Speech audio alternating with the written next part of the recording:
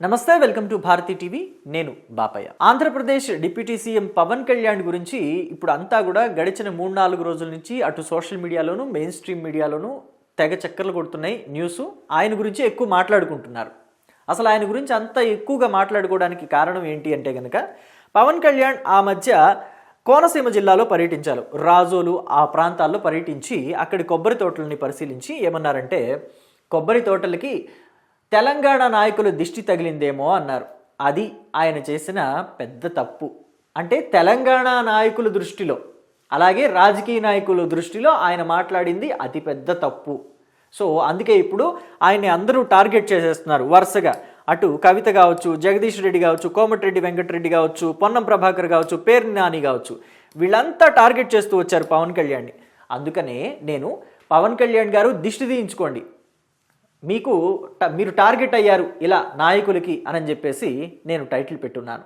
ఆ టైటిల్ ఎందుకు పెట్టున్నాను, ఎవరెవరు ఎలా టార్గెట్ చేశారు పవన్ కళ్యాణ్ని అని చెప్పేసి నేను మీకు ఇప్పుడు తెలియజేస్తాను. అయితే ఫస్ట్ మనం కేసీఆర్ ముద్దుల తనయ కల్వకుంట్ల కవిత గురించి మాట్లాడుకుందాం.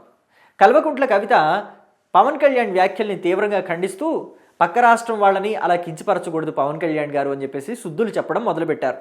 అయితే మరి ఆ సుద్దులేవో ఫస్ట్ వాళ్ళ నాన్నగారికి చెప్పాలి కదా. ఎందుకంటే కల్వకుంట్ల చంద్రశేఖరరావు గారు ఒకానొకప్పుడు, అంటే ఉద్యమ సమయంలో, ఆంధ్ర వాళ్ళ బిర్యానీ పేడ లెక్కన ఉంటుంది, ఆంధ్ర వాళ్ళు ఉలవచారు తింటారు, మనమైతే ఇక్కడ బర్రెలకి పోస్తాం ఉలవచారు ఉలవలు, వాళ్ళు తింటారు, ఇష్టంగా తింటారు, లీటర్లు తాగుతారు అని చెప్పేసి మాట్లాడారు. అంటే మనుషులు తినే అన్నాన్ని, బిర్యానీల్ని మీరు పశువుల అశుద్ధంతో పోల్చారు అంటే మరి అది ఏ సంస్కారం? పక్క రాష్ట్ర ప్రజలని, ఇప్పుడు పక్క రాష్ట్ర నాయకుల్ని మాత్రమే పవన్ కళ్యాణ్ అన్నారు, అది దిష్టి తగులుతుంది అని అన్నారు. వాళ్ళ దిష్టి తగులుతుంది అనటంలో పెద్ద తప్పేం కాదే. అది ఎవరైనా అనుకుంటాం. మీ పిల్లలు బాగుంటే మీరు దిష్టి చుక్క పెట్టరా? చిన్నప్పుడు దిష్టి చుక్కలు పెట్టే కాదా మీరు పెంచింది మీ పిల్లల్ని? అంటే పక్కన వాళ్ళని మీరు కించపరిచినట్టేనా? సో కాదు కదా. సో పవన్ కళ్యాణ్ కూడా ఆ చెట్లని అవంతా చూసి ఆవేదనతో అలా అన్నారు గబక్కన. సో దాంట్లో అంత తప్పే ఉంది? మీ నాన్న చేసిన వ్యాఖ్యల కన్నా ఇది తప్పేం కాదు కదా అని చెప్పేసి జన సైనికులు మాట్లాడుతున్నారు ఇప్పుడు. మరి వాళ్ళ వ్యాఖ్యలకి మీరు సమాధానం చెప్తారా కవిత గారు? అలాగే జగదీష్ రెడ్డి, ఈయన చూస్తే నాకు సామెత గుర్తొస్తుంది, కోడలికి చెప్పి అత్త మూకుడు నాకిందంట. సో ఎందుకన్నానంటే ఈ మాట, ఈయన ఇప్పుడు బయటకు వచ్చి కాంగ్రెస్ పార్టీలోని మంత్రుల్ని ఆయన హెచ్చరిస్తున్నారు, మీరు మాట్లాడేవి దిగజారుడు మాటలు పవన్ కళ్యాణ్ విషయంలో అని చెప్పేసి. కానీ అసలు ముందు మొదలుపెట్టిందే ఈయన. గుంటకండ్ల జగదీష్ రెడ్డే మొదలుపెట్టారు. పవన్ కళ్యాణ్ ఏవైతే దిష్టి తగులుతోంది, తెలంగాణ నేతల దిష్టి తగిలింది కోనసీమ కొబ్బరికి అని చెప్పేసి మాట్లాడిన మాటల్ని వ్యతిరేకిస్తూ, ఆయన్ని హెచ్చరిస్తూ, ఇట్లాంటి మాటలు మాట్లాడడం తప్పు, మీరు ఎట్లా మాట్లాడతారు అట్లా అని చెప్పేసి కెలికిందే ఈయన. ఇప్పుడు ఈయనేమంటున్నారు, తెలంగాణలో మంత్రులు కాంగ్రెస్ పార్టీ వాళ్ళు దిగజారుడు వ్యాఖ్యలు చేస్తున్నారు అంటున్నారు. అంటే తెలంగాణలోని జీహెచ్ఎంసీ ఎన్నికలు రాబోతున్నాయి కదా, దగ్గరలోనే ఉన్నాయి కదా. మరి ఆ జీహెచ్ఎంసీ ఎన్నికల్లో ఆంధ్ర ఓటర్లు, సెటిలర్ల ఓటర్లు, ముఖ్యంగా పవన్ కళ్యాణ్ ఫ్యాన్స్ చాలామంది ఉంటారు. సో వాళ్ళ ఓట్లన్నీ కూడా లాస్ అవ్వకూడదు బీఆర్ఎస్కి. అందుకనే మళ్ళీ ఫ్లేట్ ఫిరాయించారు బీఆర్ఎస్ వాళ్ళు.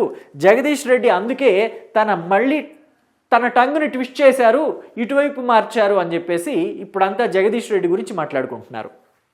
అయితే జగదీష్ రెడ్డి ఎందుకు అలా అన్నారు, కాంగ్రెస్ పార్టీ మంత్రుల్ని ఎందుకు హెచ్చరించారు దిగజారుడు వ్యాఖ్యలు చేయొద్దు అని చెప్పేసి చూస్తే కనుక ఆయన మాటల్లో కూడా కొంత నిజం ఉంది. ఎందుకంటే తెలంగాణ సినిమాటోగ్రఫీ మంత్రి కోమటిరెడ్డి వెంకటరెడ్డి ఏమంటున్నారంటే, పవన్ కళ్యాణ్ సినిమాల్ని ఆడనివ్వము అంటున్నారు.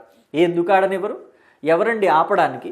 పవన్ కళ్యాణ్ సినిమా రిలీజ్ అయితే మీరు థియేటర్లకు వెళ్ళి జనాల్ని అరిచేతులు అడ్డుపెట్టి ఆపగలుగుతారా? పవన్ కళ్యాణ్ ఫ్యాన్స్ని ఆపలేరు కదా. సో అదైతే మీ వల్ల కాదు, సాధ్యపడదు. ఇంకొక విషయం గమనించాలి, ఇక్కడ సినిమాటోగ్రఫీ అంటే సినిమాల్ని ఆపడం కోసం ఉండలేదు, సినిమాని ఆపడం కోసం, రిలీజ్ చేయకుండా ఆపడం కోసం, సినిమాల్ని తెర మీద పడనివ్వకుండా ఆపడం కోసం లేరు సినిమాటోగ్రఫీ మంత్రులు. వాళ్ళున్నది సినీ పరిశ్రమలోని కార్మికుల సమస్యలను కూడా తెలుసుకోవడానికి, సినీ పరిశ్రమకున్న సమస్యలను తెలుసుకోవడానికి. So first cinematography, Telangana cinematography మంత్రి కోమటిరెడ్డి వెంకటరెడ్డి సినీ పరిశ్రమలోని సమస్యలు తెలుసుకోవాలి. అలాగే వాళ్ళు సినీ పరిశ్రమలోని కార్మికుల సమస్యల గురించి వాటిని పరిష్కరించే దిశగా అడుగులు వేయాలి. ఎందుకంటే ఇప్పటికే సినీ పరిశ్రమలోని కార్మికులు 2 సార్లు ఏమో సమ్మె చేయడానికి కూడా కూర్చున్నారు. వాళ్ళు చర్చలు జరిపి మళ్ళీ వాళ్ళని బుజ్జగించి సినీ పరిశ్రమలోని పెద్దలు వాళ్ళ చేత సినిమా షూటింగులు మొదలుపెట్టించారు. సో ఆయన ఆ దిశగా మాట్లాడితే బాగుంటుందేమో, ఆ దిశగా చర్యలు తీసుకుంటే సినిమా కార్మికులు, సినీ పరిశ్రమలోని కార్మికులంతా కూడా ఆయన పట్ల హర్షాన్ని వ్యక్తం చేస్తారు అని చెప్పేసి అనిపిస్తోంది నాకైతే. మీకేమనిపించిందో మీ అభిప్రాయాన్ని కమెంట్ బాక్స్లో తెలియజేయండి. ఇక పొన్నం ప్రభాకర్, ఈయన ఉద్యమ సమయంలో ఆంధ్ర సీఎంని పేల్చేస్తాం తుపాకీతో అని చెప్పేసి సైగలు చేసి కూడా, ఇట్లా సైగలు చేసి కూడా వివాదాస్పదమైన వ్యాఖ్యలు చేసిన వ్యక్తి. ఉమ్మడి ఆంధ్రప్రదేశ్గా ఉంది, తెలంగాణ ఉద్యమం జోరుగా సాగుతుంది. ఆ టైంలో కిరణ్ కుమార్ రెడ్డిని ముఖ్యమంత్రిగా చేస్తే ఆయన అసలు తెలంగాణలోని తిరగనివ్వము, హెలికాప్టర్లో వెళతారు కదా అంటే పేల్చేస్తాం, హెలికాప్టర్నే పేల్చేస్తాం మా వైపు నుంచి వెళ్తే అని చెప్పేసి మాట్లాడిన మహా వ్యక్తి ఆయన. సో అలాంటి యుక్తులు కలిగిన మహా వ్యక్తి ఇప్పుడు పవన్ కళ్యాణ్ గురించి మాట్లాడుతున్నారు. మరి ఆయన చేసిన వ్యాఖ్యల కన్నా పవన్ కళ్యాణ్ చేసిన వ్యాఖ్యలు ఏమైనా దిగజారుడు వ్యాఖ్యల, భయంకరమైన వ్యాఖ్యల, తీవ్రవాద వ్యాఖ్యల? సో పవన్ కళ్యాణ్ ఏమన్నారు, జస్ట్ దిష్టి తగిలిందేమో అన్నారు. మావి దిష్టి కళ్ళు కాదండి, మేము కూడా మీరు బాగుండాలనే కోరుకుంటాము. సో మీరు ఏదన్నా సహాయం కోరితే కూడా మేము చేయడానికి రెడీగా ఉన్నామంటే ఎంత పెద్ద తరహాగా ఉంటుంది, హుందాగా ఉంటుంది పొన్నం ప్రభాకర్కి. అయినా పొన్నం ప్రభాకర్ గారు ఒక విషయం గుర్తుపెట్టుకోవాలి. తెలంగాణలో, అందులోనూ హైదరాబాద్ నడిబొడ్డున ఏవైతే పరిశ్రమలు ఉన్నాయో, అంటే కాలుష్యానికి సంబంధించి పరిశ్రమలు ఉన్నాయో, ఆ పరిశ్రమలన్నింటినీ కూడా హైదరాబాద్ శివారుకి షిఫ్ట్ చేస్తాము. ఈ పరిశ్రమలకి షిఫ్ట్ చేసిన ప్లేసెస్ ఏవైతే ఉన్నాయో అవి అవసరమైతే పేదవాళ్ళకి ఇళ్ల స్థలాలకో లేకపోతే పార్కుల్ని డెవలప్ చేయడానికో వాడతాము. ఎందుకంటే హైదరాబాద్ మరో ఢిల్లీ కాకూడదు, కాలుష్య కోరల్లో చిక్కుకోకూడదు అని చెప్పేసి కాంగ్రెస్ పార్టీ ఒక హామీ ఇచ్చింది. మరి హామీ ఎంతవరకు నెరవేర్చారు, ఏవైనా చర్యలు చేపట్టారా? వాటి మీద మాట్లాడకుండా పవన్ కళ్యాణ్ ఏదో దిష్టి పెట్టారన్నారని అదంతా తెలంగాణ ప్రజలకి ఆపాదిస్తూ రాజకీయ లబ్ధి పొందాలని చూస్తే ఎలాగండి పొన్నం ప్రభాకర్ గారు? ఇక వాళ్ళంటే ఏదో అన్నారు, బాగానే ఉంది, వాళ్ళు తెలంగాణ వాళ్ళు కాబట్టి వాళ్ళకు రోషం పొడుచుకొచ్చిందో లేకపోతే ఇంకా ఏమైనా అవసరాలుండి అలా చేశారా అని చెప్పేసి మనం అనుకోవచ్చు. పేర్ని నాని గారికి ఏమైంది? పేర్ని నాని ఎందుకు స్పందించారు అసలు? పవన్ కళ్యాణ్ తెలంగాణలోని నాయకుల్ని అంటే ఈయనకేమిటి ఇబ్బంది? సో ఆయన ఎందుకు స్పందించారు అంటే తెలంగాణ కావచ్చు, ఆంధ్ర కావచ్చు, ఈవెన్ పవన్ కళ్యాణ్ మహారాష్ట్ర వాళ్ళనో, కర్ణాటక వాళ్ళనో, తమిళనాడు వాళ్ళనో అన్నా కానీ సరే, ఒరిస్సా వాళ్ళని అన్నా సరే, చివరికి పాకిస్తాన్ వాళ్ళని అన్నా సరే పేర్ని నాని వాళ్ళ తరఫునే వత్తాసు పలుకుతారు. పవన్ కళ్యాణ్కి సపోర్ట్ చేయరు, పవన్ కళ్యాణ్ వైపు నిలబడరు. అయితే పేర్ని నాని ఏమంటున్నారంటే పవన్ కళ్యాణ్ సినిమాలని కోమటిరెడ్డి వెంకటరెడ్డి అంటే తెలంగాణ సినిమాటోగ్రఫీ మంత్రి నిలిపివేస్తానంటున్నారు. నిలిపేయాల్సిన అవసరం లేదు, ఆయన సినిమాలు మ్యాట్నీకే ఆగిపోతాయి అంటున్నారు. అయితే పేర్ని నాని గారు ఒక్కసారి వైఎస్ఆర్ కాంగ్రెస్ పార్టీలో చెక్ చేయాలి. ఎందుకంటే వైఎస్ఆర్ కాంగ్రెస్ పార్టీలో కూడా నటులు ఉన్నారు, రోజా లాంటి వాళ్ళు. మరి ఆవిడికి ఫ్లాపులు లేవా? శ్యామల లాంటి యాంకర్లు ఉన్నారు. ఆవిడ ఎన్ని సినిమాల ఫంక్షన్లకి, ఆడియో ఫంక్షన్లకి, ప్రీ రిలీజ్ ఈవెంట్లకి యాంకరింగ్ చేస్తుందో ఇప్పుడంటే ఆవిడని తీసుకోవటం లేదులేండి. అయితే అంతకుముందు ఎన్నిటికి యాంకరింగ్ చేసిందో ఆవిడని అడగండి.